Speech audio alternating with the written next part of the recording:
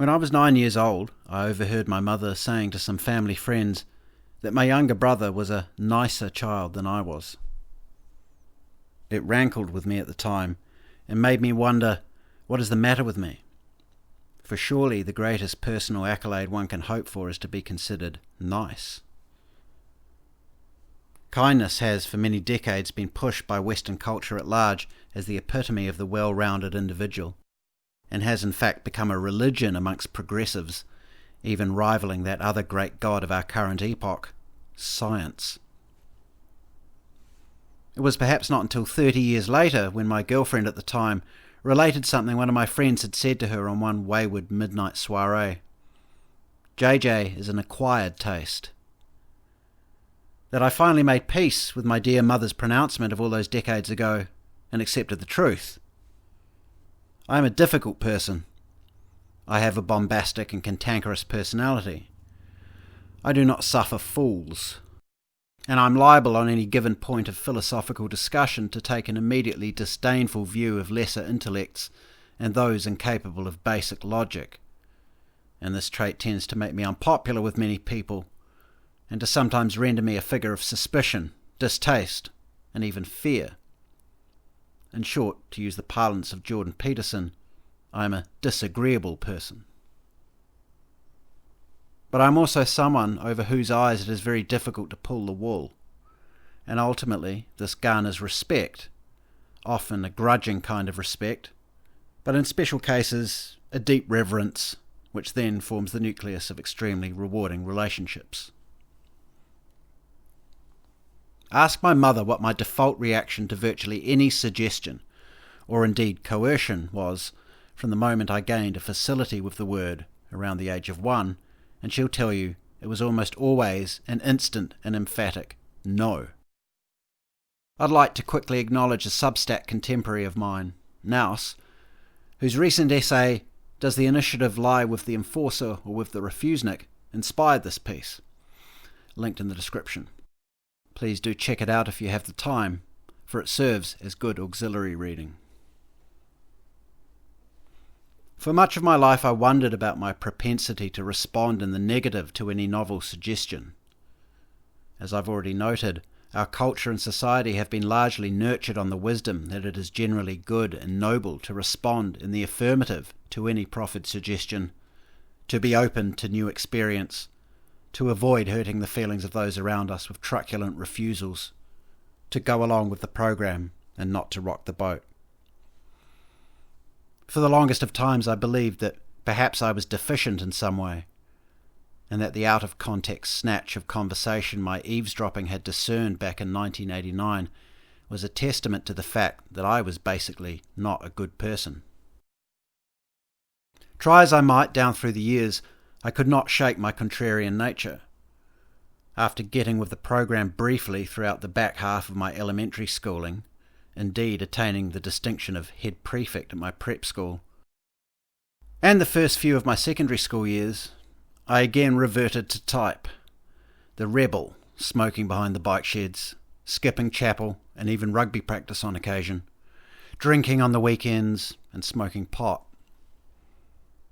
This pattern persisted through my 20s, and although I can see now that my no was at the time misplaced and ultimately self-destructive, this period of punk rock, hip-hop, fleeting illegal pursuits, and dank cynicism about the world in the wake of 9/11, the Patriot Act, and the Afghanistan and Iraq invasions formed the kernel of what was later to become my true and authentic self, and just may have saved my life, and that of my son. I'm grateful to my parents that, despite having despairingly nudged me towards conformity for much of my childhood and even my adult life, they did not insist upon it with the ferocity of many of their boomer contemporaries. For while I may have wound up, like many of my own contemporaries, with a better job, a more ingratiating social circle, and a better standing in the community, and despite having lost many ostensibly good people and opportunities along the way, I ultimately retained that one essential aspect of myself which, when the great trial came, enabled me to stand firm and say no. I refer, of course, to the global psyop of 2020 and the subsequent mass human drug trial, which it can now be convincingly demonstrated has killed and injured many millions of people.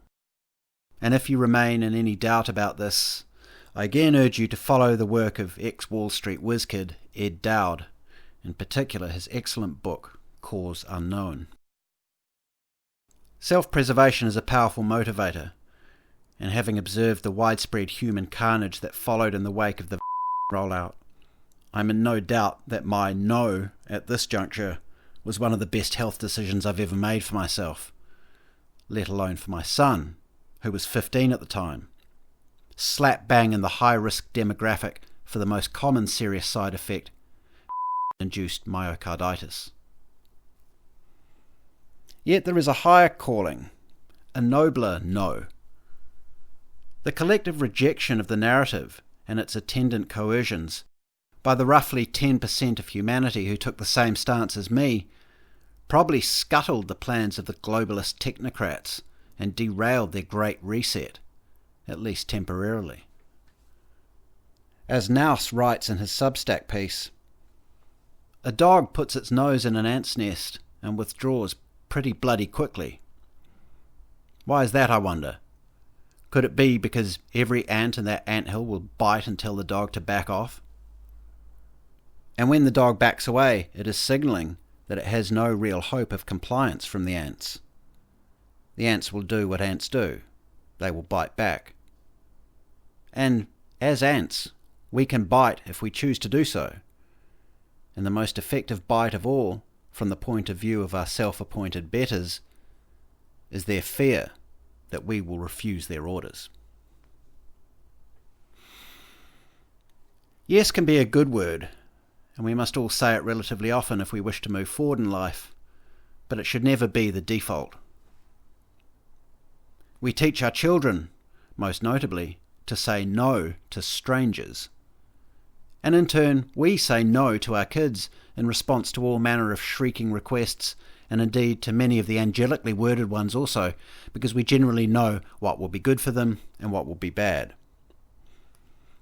Where we have fallen short, over at least the past 4 generations, is teaching children to say no to ideas, and most importantly, to authority. Once upon a time, saying no to authority was unthinkable, because a mere century ago, authority emanated primarily from the parents themselves, and to a lesser extent from the teachings of Christ. But with the advent of mass media and the expert elite who superseded the odious but largely benign landed gentry of the last millennium, our collective consciousness has been seasoned with a preeminent layer of authority. In the hubbub of the post-war years and the afterglow of victory, the scions of the liberal world order forgot the lessons of their more cynical forebears and raised their children with an unflinching adherence to the new religions of reason, democracy, equality, and overall, science. What they missed in the fine flush of their newfound hegemony was the age-old wisdom that power corrupts, and as they genuflected before the priests of the new age, adorned not in black cassocks, but crisp white lab coats, they abdicated their responsibility. We can perhaps look askance on the boomers for this lamentable oversight, but they knew no better. Their parents had just returned victorious from the greatest armed conflict in human history, and the West was revelling in the riches of its conquest. Life was good, and perhaps our parents were justified in that moment for believing it would always remain so. What need is there for the word no in an age of unprecedented plenty? What need indeed for God and the teachings of Christ? What need for scepticism and distrust? And so we of the post-war era were raised to fear the stranger who approached us in the street, power sockets, and the contents of the mysterious but intriguing plastic bottles that lived under the sink, but little else. We were raised to say yes by default because that's what nice, polite children did, because virtually all our parents had to worry about in those days was one of their progenies offending the mother of a friend when she served up a disagreeable dish at a Saturday night sleepover. Again, we cannot vilify our parents for this, as naturally when a plate of food is placed in front of us as guests in someone else's house, we should always accept and consume it with as much good grace as we can muster, and likewise for countless other benign facets of late 20th century middle-class life. Yes, makes sense in a time of prosperity, harmony, cohesion, and widespread trust. But as history continually teaches us, this only lasts for a short time, and inevitably, good times create weak men create bad times create strong men create good times, and so on. I do not even blame my contemporaries and those of subsequent generations for their obsequiousness in the face of the great fraud that now confronts the people of our world.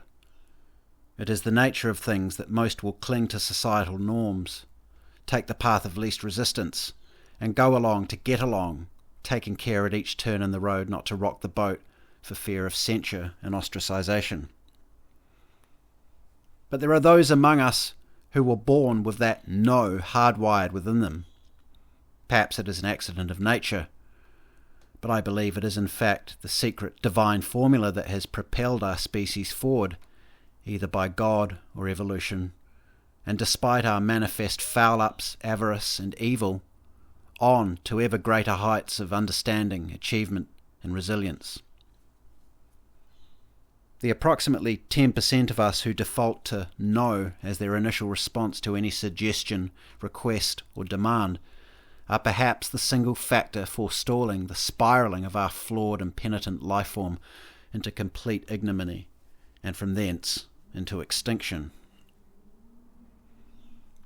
Yes is a tool that we must all carry in our kits, and some people naturally skew this way, most notably many females, what Jordan Peterson calls trait agreeableness.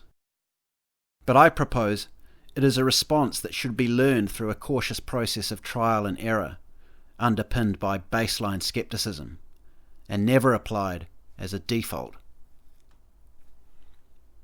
Yes is a nice word for nice times, and I think this is what I failed to grasp at the tender age of 9. That it is perhaps better to be powerful than to be nice. Yes is a nice word, a nice response, and indeed a safe response, but only in safe and responsible times. In times of increasing tyranny, yes is a dangerous word. No is a powerful word, whatever the epoch. To say no is not rude nor ignorant.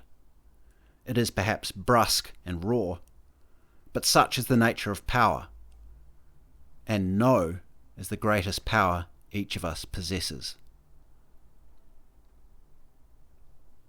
Thanks for listening. Please subscribe to the channel so you don't miss future videos. Please also subscribe to my Substack at jjdawson.substack.com. And if you'd like to keep in touch, please do follow me on X at RealJJDawson. You can also follow me on Getter, Gab and Minds. And of course, if you enjoyed this, please do give it a like and share it about, because it really helps me out.